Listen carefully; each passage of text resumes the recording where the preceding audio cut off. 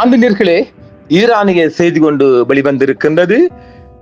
Hummus ஜலசந்தியில் அமெரிக்காவின் புதிய அத்துமீறல்களுக்கு Iran விரைவாக பதிலடி கொடுத்து தனது ஆதிக்கத்தை மீண்டும் ஜலசந்தியில் நிறுவியிருப்பதாகவே அந்த செய்தி வந்திருக்கின்றது. வியாழக்கிழமை மாலை ஹாமஸ் ஜலசந்தியில் நடந்த மற்றொரு அமெரிக்க ஆக்கிரமிப்பு செயலுக்கு ஈரானிய கடற்படை மற்றும் ஏவுகணை படைகள் விரைவான துல்லியமான பதிலடியை கொடுத்தன என்றும், ஒமான் வளைகுடாவில் வாஷிங்டன் ஒரு ஈரானிய எண்ணெய் கப்பலை தாக்கியதை தொடர்ந்து அமெரிக்க படைகள் பின்வாங்கிய வேண்டிய கட்டாயம் ஏற்பட்டுள்ளதாகவும் ஈரான் தெரிவித்திருந்தது. இன்றைய வெள்ளிக்கிழமை செய்தியாக ஈரானின் உயர்மட்ட ராணுவ தலைமையகமான கதம் அல் அன்பியா மத்திய தலைமையகம் ஹாமஸ் ஜலசந்தியின் மூலோபாய முக்கியத்துவம் வாய்ந்த கடற்பரப்பிலும் நாட்டின் தெற்கு கடற்கரையோரத்திலும் நடந்த தொடர்ச்சியான அமெரிக்க ராணுவ ஆக்கிரமிப்புகளுக்கு ஈரானிய ஆயுத படைகள் உடனடியாக பதிலடி கொடுத்ததை உறுதிப்படுத்தியிருக்கிறது. இந்த பதற்ற அதிகரிப்பு அமெரிக்காவின் சரிந்து வரும் நிலைப்பாட்டை அடிகோடிட்டு காட்டுகிறது. அதன் முக்கிய பாரசீக வளைகுடா நட்பு நாடுகள் முக்கிய ஆதரவை திரும்ப பெற்றதை தொடர்ந்து அதன் சுதந்திர திட்டம் இந்த ப்ராஜெக்ட் ஃப்ரீடம் நடவடிக்கை இப்போது தோல்வியடைந்ததாகவும் ஈரான் தெரிவித்திருக்கின்றது. ஈரானுக்குள் நம்பிக்கை அதிகரித்து வருகிறது. பல ஆண்டுகால அழுத்தத்திற்கு பிறகு நாடு ஒரு மாபெரும் வெற்றியை நெருங்கி வருவதாகவும், அமெரிக்காவின் தவறான கணிப்புகள் மற்றும் பிராந்திய எதிர்ப்புகளின் சுமையால் தடைகள் தகர்ந்துவிடும் என எதிர்பார்க்கப்படுவதாகவும் மூத்த அதிகாரிகள் கூறுகின்றனர். ஈரானுக்குள்ளிருந்து வாஷிங்டன் ஒரு ஒப்பந்தம் வரவிருக்கிறது என்பது குறித்து மேற்கத்திய ஊடகங்களின் செய்திகளை வேண்டுமென்றே பரப்பப்படும் தவறான தகவல்கள் என நாடாளுமன்ற சபாநாயகர் முகமது பாக்கர் கலிபாத் நிராகரித்தார். அதே நேரத்தில் இழப்பீடு செலுத்தாமல் அமெரிக்காவும் இஸ்ரேலும் பொறுப்பிலிருந்து தப்பிக்க முடியாது என்றும் மூத்த ராணுவ அதிகாரிகள் எச்சரித்திருக்கின்றார்கள். பிராந்தியம் முழுவதும் கப்பல் போக்குவரத்து நிறுவனங்கள் பெரும் இழப்புகளை சந்தித்து வருகின்றன. துபாயின் ஹோட்டல்கள் வரலாற்று சரிவை எதிர்கொள்கின்றன. மேலும் ஆக்கிரமிக்கப்பட்ட பிரதேசங்களுக்குள் உள்ள பலவீனங்களை ஈரானிய உளவுத்துறை நடவடிக்கைகள் வெளிப்படுத்துவதால் இஸ்ரேல் கடுமையான தணிக்கைக்கு தள்ளப்பட்டுள்ளது. ஈரான் மீதான போருக்கு எதிராக அமெரிக்க பொதுமக்கள் கடுமையாக திரும்புவதை கருத்து கணிப்புகள் சுட்டிக்காட்டினாலும் ஹாமஸ் ஜலசந்தி முதல் மேற்காசியா வரையிலான நிகழ்வுகளை வடிவமைக்கும் மைய சக்தியாக தெஹ்ரான் 69வது நாளை இன்று வெள்ளிக்கிழமை நிறைவு செய்திருக்கின்றது என்றும் அந்த செய்திகள் தெரிவிக்கின்றது.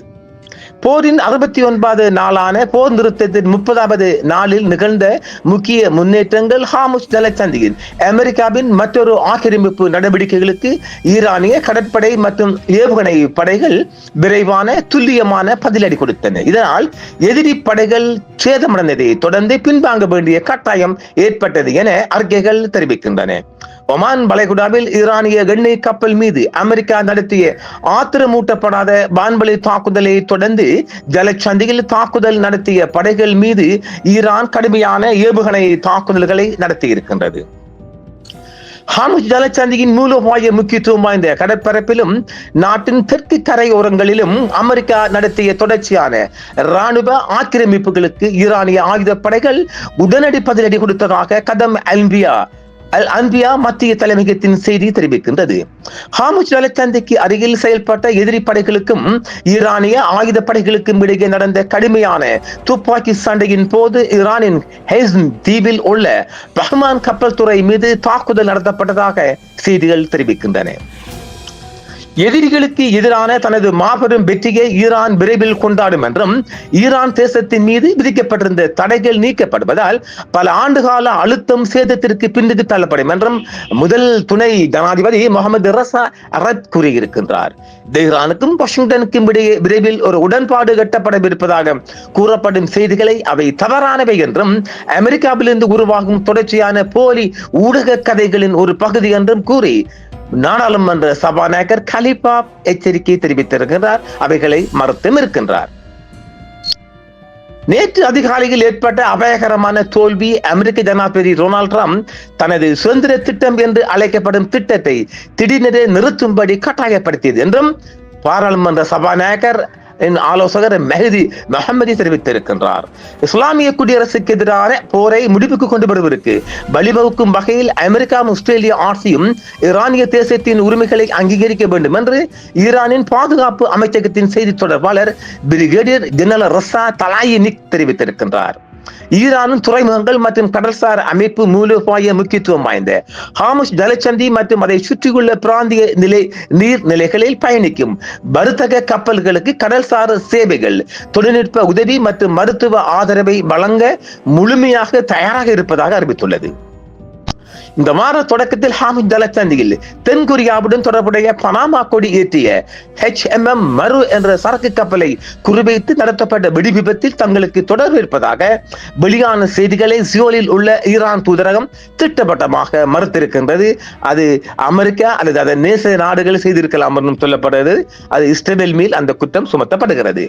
கடந்த மாதம் சட்டவிரோத அமெரிக்க இஸ்ரேலிய ஆக்கிரமிப்பு போரின் போது குறிவைக்கப்பட்ட மேற்கு தஹ்ரானில் உள்ள கராச் நகரில் இருக்கும் B1 பாலத்தை ஈரான் புனரமைக்க தொடங்கி இருக்கின்றது என்றும் ஈரான் தெரிவித்திருக்கின்றது. ஆக மிகப்பெரிய மீண்டும் ஒரு போருக்கான வழிவகைகளை கொண்டு வந்திருக்கின்றே சொல்லப்படுறது. பார்ப்போம், தொடர்ச்சியான செய்திகள் வெளிவந்தவிடம் இருந்து பார்க்கலாம்.